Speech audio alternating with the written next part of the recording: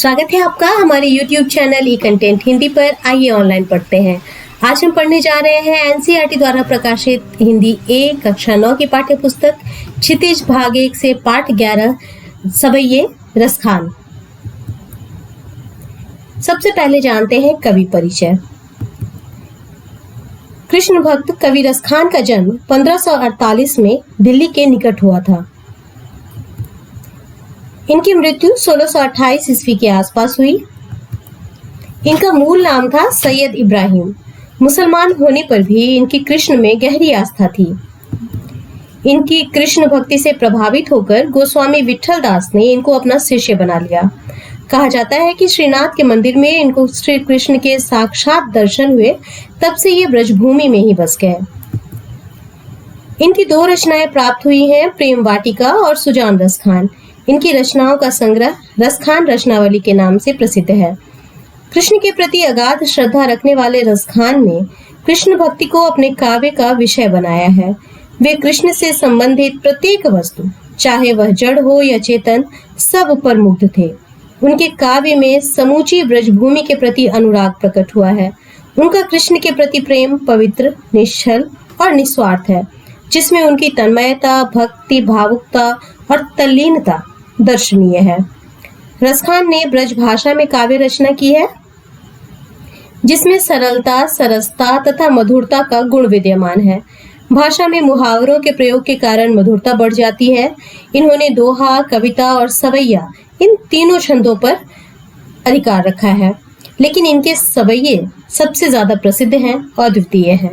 इन्हें देखकर रसखान को रस की खान कहने में कोई अतिशयोक्ति नहीं है।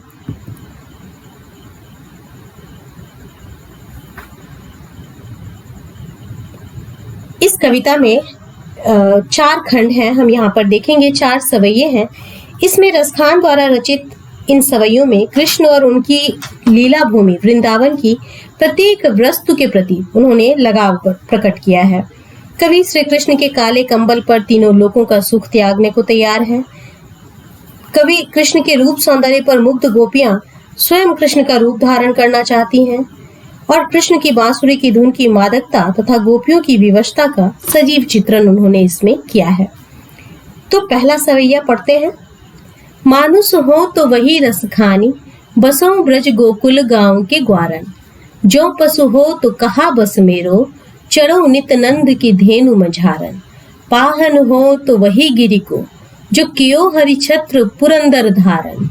जो खग हो तो बसेरो करो, मिली कालिंदी कूल कदम्ब की डारन। अब देखते हैं इसमें कौन कौन से शब्द ऐसे हैं जिनका अर्थ आप नहीं जानते होंगे।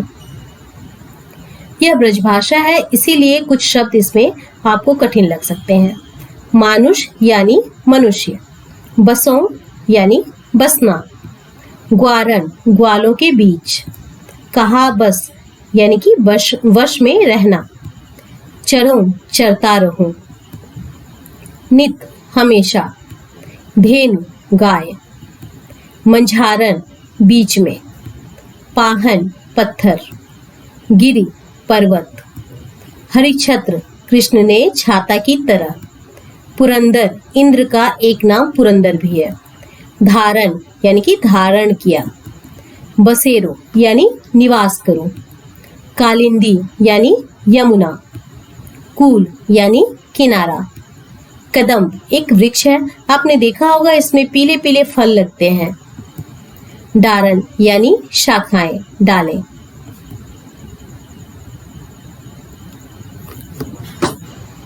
मानुष हो तो वही रसखानी, बसों ब्रज गोकुल गांव के ग्वारन।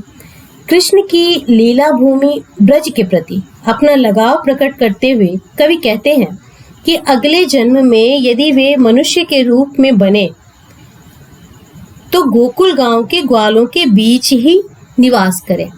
तो कवि कहते हैं कि यदि अगले जन्म में मैं मनुष्य बनूं तो गोकुल गांव के ग्वालों के बीच ही निवास करूं। जो पशु हो तो कहा बस मेरो, चरो नित नंद की धेनु मझारन। यदि मैं पशु बनूं तो इसमें मेरा कोई वश नहीं है, फिर भी मैं नंद बाबा की गायों के बीच ही चरना चाहता हूँ। पाहन हो तो वही गिरि को, जो कियो हरिछत्र पुरंदर धारन।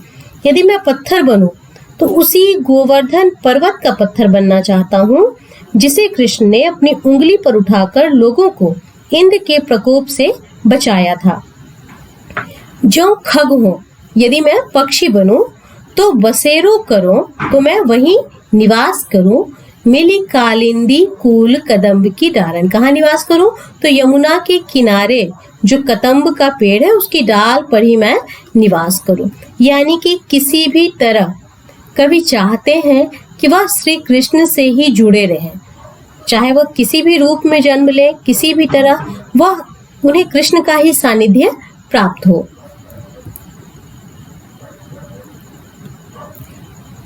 दूसरा सवैया है, या लकुटी अरु कामरिया पर राज तिहु पुरी को तजी डारो। आठों सिद्धि नवों निधि के सुख, नंद की गाय चराई विसारो। रस खान कबो इन आखिन सो, ब्रज के बनबाग तड़ाग निहारो। कोटिक एक कलधौत के धाम, करील के कुंजन ऊपर वारो। अब इसमें हम देखते हैं कि कौन कौन से ऐसे शब्द हैं जिनका अर्थ हमें पहले जान लेना चाहिए। या यानी इस, लकुटी लाठी, यहाँ पे लकुटी शब्द का इस्तेमाल जो किया गया है वो बहुत ही अच्छा है, क्योंकि आप जानते होंगे कि एक लाठी होती है जिससे कि गायों को चढ़ाया जाता है। जो चरवाहा होता है उसके हाथ में एक लाठी होती है, लेकिन कृष्ण चूंकि यहाँ पर अपने बाल रूप में है और उनकी लाठी जो है वो थोड़ी छोटी है, तो उस छोटी लाठी के लिए यहाँ पर लकुटी शब्द का सुंदर प्रयोग देखने को मिलता है। कामरिया छोटा कंबल, पुर नगर या लोक, तजिडारो यानी कि छोड़ दूं। आठों सिद्धि, आठों सिद्धियां। नवो निधि यानी नौ निधियां। कबों यानी कभी। तड़ाग यानी तालाब। निहारो देखता रहूं। कोटिक करोड़ों। कलधौत सोना को कहते हैं।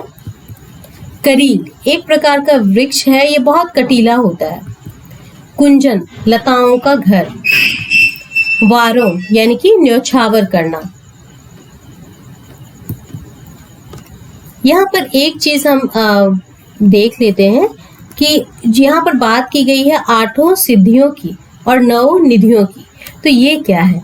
आठों सिद्धियां हम देखते हैं यहाँ पर कि 8 सिद्धियों की बात कही जाती है। अष्ट सिद्धि का नाम हमने सुना होगा।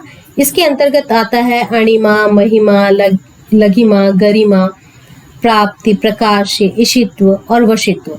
ये 8 सिद्धियां हैं।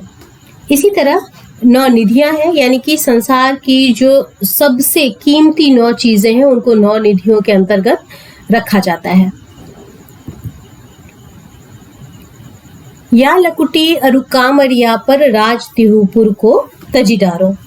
अब यहाँ पर कवि क्या कहते हैं कि कृष्ण से जुड़ी वस्तुओं के प्रति इनका प्रेम है, और वो कहते हैं कि जिस लाठी और कंबल को लेकर कृष्ण गाय चराया करते थे उसके बदले में तो मैं तीनों लोकों का सुख त्यागने को तैयार हूँ।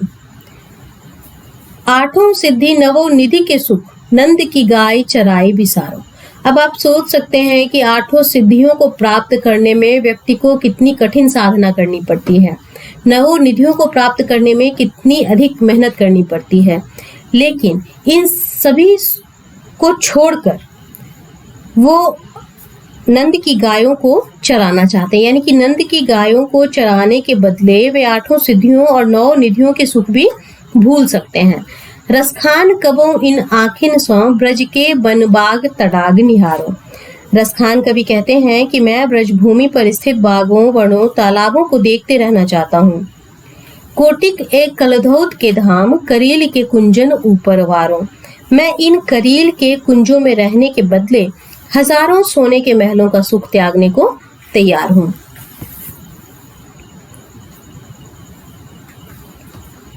यहाँ पे हम देखते हैं कि बहुत अच्छे से गोपियों का और कृष्ण का एक जो संबंध था वो इस सवैये में बहुत अच्छे से देखने को मिलता है कि किस तरह उनके बीच में गोपियां किस तरह से कृष्ण का रूप धारण करना चाहती हैं।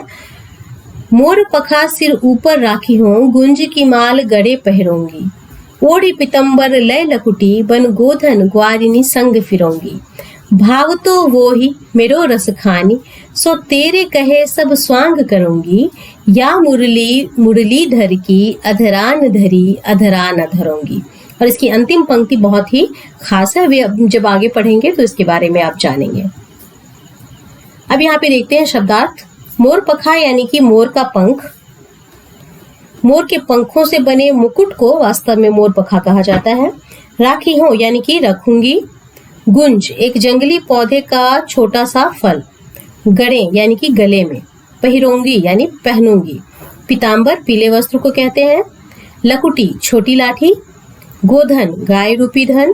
फिरोंगी यानी फिरूंगी। भावतो यानी अच्छा लगना। स्वांग रूप धारण करना। मुरलीधर कृष्ण। अधरा होठों पर। धरोंगी यानी कि रखना।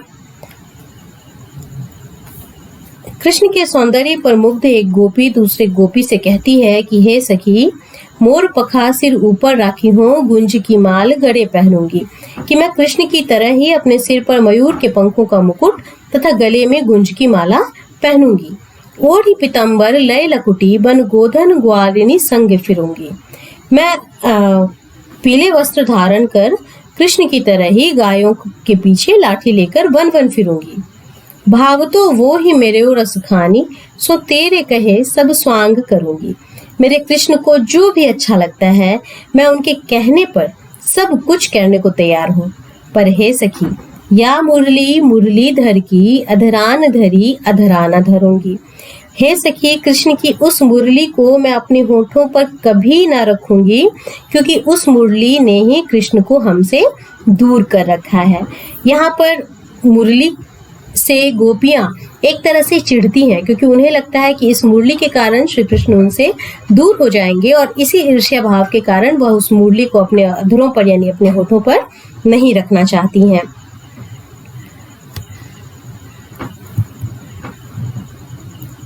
काननी दे अंगुरी रही वो, जब ही मुरली धुनी मंद बजे। मोहिनी तानन सौ रस खानी, अटा चढ़ी गोधन गहे तो गहे। टरी कहो टेरी कहो सिगरे ब्रज लोगनी, काली को कितनो समझई है। मायरी वाह मुख की मुस्कान, सम्हारी ना जई है ना जई है ना जई है। अब यहाँ पर कृष्ण की मुरली की ध्वनि और उनकी मुस्कान पर मोहित गोपी का चित्रण है। सबसे पहले हम शब्दार्थ देख लेते हैं। कानन यानी कि कानों में। दय यानी देकर। अंगुरी यानी अंगुली। रहिबो रहूंगी। धुनी धुन को कहते हैं। मंद मधुर स्वर में। बजे हैं बजाएंगे। तानन तानों से धुनों से। अटा अट्टालिका यानी कि घर की जो छत है उसको यहाँ पर अटा कहा गया है। गहे यानी कि गाएंगे। टेरी पुकार कर। सिगरे सारे। वाह उस। तो कृष्ण की मुरली की ध्वनि तथा उसकी मुस्कान पर मोहित एक गोपी कहती है कि जब कृष्ण मधुर स्वर में मुरली बजाएंगे तब मैं अपने कानों में अंगुली डाल लूंगी ताकि मैं उसे ना सुन सकूं। कानन दे अंगुरी रही वो, जब ही मुरली ध्वनि मंद बजे। मोहिनी तानन सौ रस खानी, अटा चढ़ी गोधन गहे तो गहे।